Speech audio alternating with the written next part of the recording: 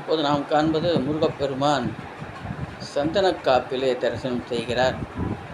அவரை நாம் வணங்கி நலம் பெறுவோம். அதோடு ஒரு கந்தர் அலங்கார பாடலையும் அவருக்கு பாமாலையாக சூட்டி மகிழ்வோம்.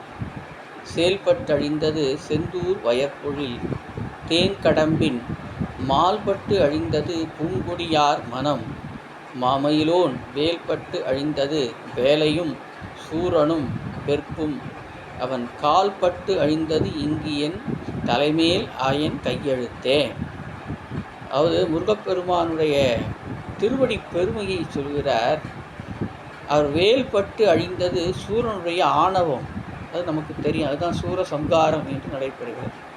ஆனால் முருகப்பெருமானுடைய திருவடி பட்டு இங்கே என்னுடைய தலைமேல் அயன் பிரம்மா எழுதிய கையெழுத்து அழிந்தது என்றால் தலையெழுத்தை மாற்றக்கூடிய ஆற்றல் முருகப்பெருமானுடைய திருவடிக்கு உண்டு. திருவடி ஞானம் சிவமாக்கு வைக்கும், திருவடி ஞானம் சிவலோகம் சேர்க்கும் என்று திருமந்திரத்திலே குறிப்பிடுவார். அப்படி சிறப்புடைய முருகனை வணங்கி எல்லா வளங்களும் நலங்களும்